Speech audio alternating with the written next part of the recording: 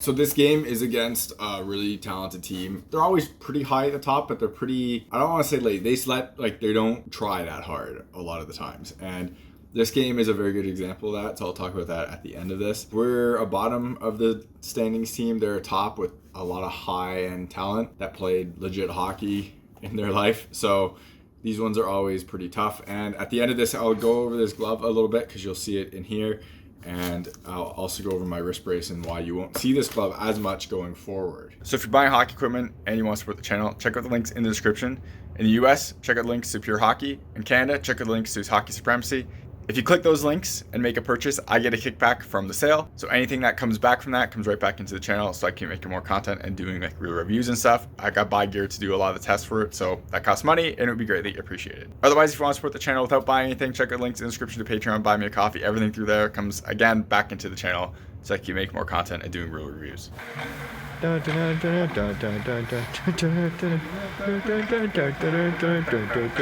Y'all ready for this?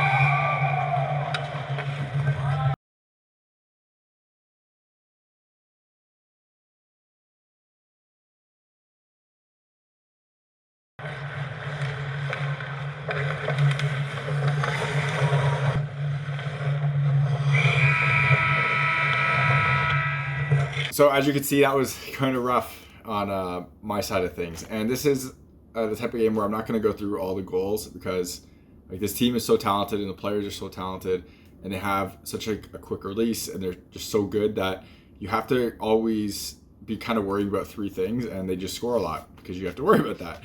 The only goal I really, really regretted was the fifth goal, and the game was kind of close. It was like 4-3 at that time. But this team, what they do is they scored 4 goals in like 3 minutes or so, or maybe 4 minutes here, and just don't try after that. So they don't try to score, they don't try to play a ton of offense. They just kind of take their foot off the gas and just kind of relax, and then the game gets close, and then they pick it up again and kind of score almost at will. So that's why that fifth one is kind of disappointing because I think I should have had that one. The other ones are such like pretty plays and nice quick releases and like in people's feet and stuff that they're hard to pick up. Obviously, I want every shot I let in, but they're good, and like this team is going to have a real tough time against these guys, especially with like how their offense just walks through people on D. So it is what it is. Now for this glove, if I had to pick a glove to wear like for an important playoff game, it is going to be this glove. I catch better with it than any other glove I have. I shoot better. Like my puck handling with this glove is so much better. You crank that in and it just holds the stick perfectly. I absolutely love the glove. The padding on it is excellent. It is fantastic. The problem is, and you're gonna stop seeing this glove being used like in the future, is because I hurt my wrist with tendonitis. I end up overusing my wrist sometimes. And all jokes aside, it's because I play a lot of hockey. I play at least 7 skates, plus I shoot pucks in the basement a lot. And this usually comes from me testing sticks of shooting pucks over and over again. It ends up hurting my wrist and I get tendonitis. And then playing defense, reaching with one hand on the stick, people like pulling it back and stuff, it just pulls it the wrong way and it gets worse. So I have to wear a brace. So this glove is amazing and I love wearing it and everything, but only certain gloves work with this brace. It's kind of thick and it has like plastic pieces kind of going through the length of it this way to stop your wrist from moving, and it really, really helps with this issue specifically. So I have to wear this while playing goalie and player now, and it's been like that since I think like beginning of January-ish, or maybe even like end of December.